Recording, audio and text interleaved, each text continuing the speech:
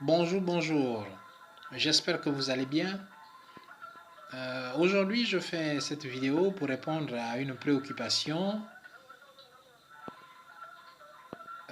Quelqu'un m'a posé la question de savoir si le Bouddhi conduit vers Dieu. D'emblée, je vais répondre par l'affirmative. Effectivement, le Bouddhi conduit vers Dieu. Toutefois, cela dépend du maître sur qui vous allez tomber. Ok? Quand vous tombez entre les mains d'un véritable maître spirituel dans le Bhuti, il va vous enseigner à développer les vertus. Il va vous apprendre l'humilité. Il va vous apprendre à respecter tout le monde. Il va vous apprendre à vivre en harmonie dans la société. Il va vous apprendre à développer l'amour divin et la sagesse divine. Voilà.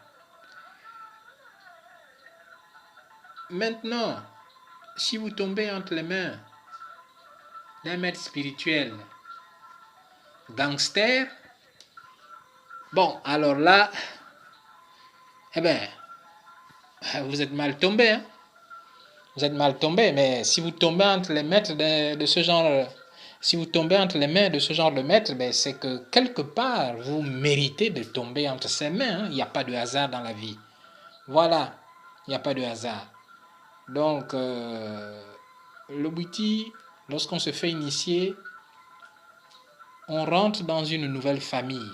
Mais cette fois-ci, une famille spirituelle qui nous donne une certaine éducation. Si vous recevez une mauvaise éducation dans le Bhuti, mais vous allez mal vous conduire dans la vie. Voilà, vous allez mal vous conduire dans la vie. Et parfois, le maître spirituel peut être positif dans son enseignement, mais le disciple peut se laisser influencer négativement par d'autres personnes. Ou alors, lui-même, selon ses ambitions démesurées, sera un hors-la-loi spirituelle. Voilà, donc il y a plusieurs paramètres. Mais de façon radicale, le Bhuti conduit vers Dieu. Voilà, le Bhuti conduit vers Dieu. Parce que la base de la spiritualité, parce que les gens mettent souvent religion, mais bon, religion, c'est juste pour dire, c'est un système ou une manière de faire différente par rapport à d'autres systèmes. Voilà.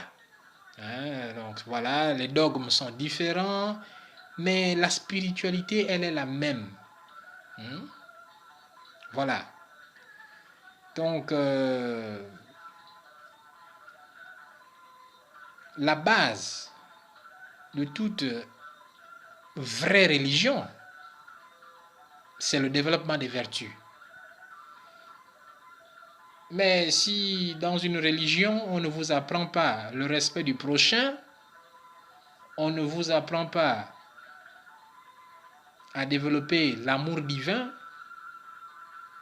on ne vous apprend pas à développer la sagesse divine, c'est pas la peine. C'est pas la peine, il n'y a rien là-bas. Il n'y a rien.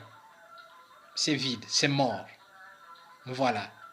C'est la base de toute véritable religion. Le développement des vertus est la base. C'est la même chose dans le Bhuti. Voilà.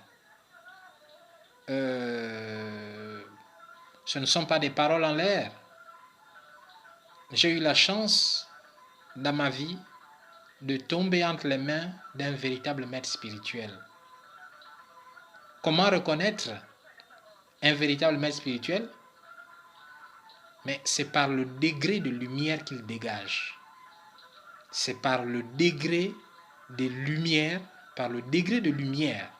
qu'il dégage. Mais comment le savoir?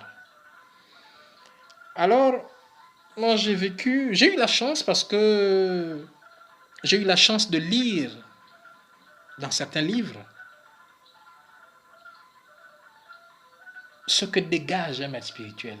Un véritable, voilà, un véritable maître spirituel, c'est-à-dire quelqu'un qui a reçu cette lumière, c'est-à-dire quelqu'un qui a travaillé sur lui-même jusqu'à devenir un canal par lequel la lumière divine passe pour illuminer, pour vivifier les personnes qui l'entourent ou l'environnement dans lequel il vit. J'ai eu la chance de lire ces livres et j'ai eu la chance de fréquenter un maître qui réunissait ces critères et je l'ai ressenti. Parce que quand moi je m'asseyais à côté de mon maître spirituel, même quand j'avais des pensées noires, tout disparaissait. Je me sentais vivifié, renforcé. C'est comme si à un moment donné, le temps s'arrête. Je ne fais aucune exagération. Ceux qui connaissent ce que c'est la spiritualité, ceux qui ont vécu auprès d'un véritable maître spirituel, le savent. Donc c'est pour vous dire que dans l'Obuti, c'est la même chose. Mais tout dépend de l'environnement dans lequel, de l'environnement spirituel dans lequel on évolue. Donc si vous évoluez entre les mains d'un maître spirituel bandit, mais il va vous apprendre à faire le banditisme. Ah, mais c'est tout, c'est ça la réalité. Il va vous apprendre à faire le banditisme. Ou alors, vous allez vous laisser influencer par d'autres personnes négativement. Ou peut-être vous-même, avec vos ambitions, vous allez vous lancer dans le banditisme.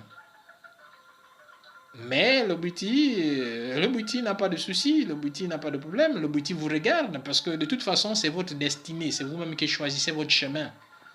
Le Buti vous regarde parce que seul vous répondrez des actes. Le Buti n'a pas de karma. Ce sont les humains qui ont un karma. Voilà, parce que le seul responsable, c'est l'être humain. Voilà, il est responsable de ses actes. Mais tout de suite, quelqu'un va fumer du chanvre. Après, il va aller voler, il va faire du mal aux gens, il va blesser des gens. Mais quand on va l'arrêter, à un moment donné, il va se dessouler du chanvre. Qu'est-ce qu'il donnera comme excuse? Je ne sais pas ce qui m'a pris. Parce que j'ai fumé le chanvre. Mais on n'ira jamais arrêter le chanvre. On n'ira jamais arrêter le chanvre. C'est cet être humain-là qui ira en prison. C'est cet être humain à qui on demandera de réparer les dégâts causés. Aujourd'hui, quelqu'un va se saouler jusqu'à devenir, je ne sais pas, ivre mort. Et il peut arriver qu'à un moment donné, il va se mettre à pisser dans son pantalon. Un père de famille, il va pisser dans son pantalon. Et puis, lorsqu'il va se réveiller, mais qu'est-ce qu'il dira? Que c'est le vin? Non, ce n'est pas le vin. On ne pourra pas discuter avec le vin. Jamais personne ne pourra discuter avec le vin. Il est le seul responsable. C'est la même chose dans le Buti. Si parce que vous êtes initié, vous vous permettez de violer la liberté d'autrui, mais sachez que les lois de la vie vont vous rattraper. Et ça, personne n'y échappe. Personne n'y échappe. Quelle que soit la durée que cela prendra, on finit toujours par être rattrapé par les lois de la vie. C'est pourquoi les véritables maîtres spirituels, il sait qu'il n'est pas le plus puissant. Donc il sait que ça fait sa limite. Et que ce que lui il sait, peut-être il y a quelqu'un d'autre qui connaît plus. C'est pourquoi un véritable maître spirituel se fera toujours humble. Se fera toujours humble. Voilà. C'est ce que je peux dire à ce sujet. J'espère avoir répondu à votre question. Je vous dis à la prochaine pour une prochaine vidéo. Merci.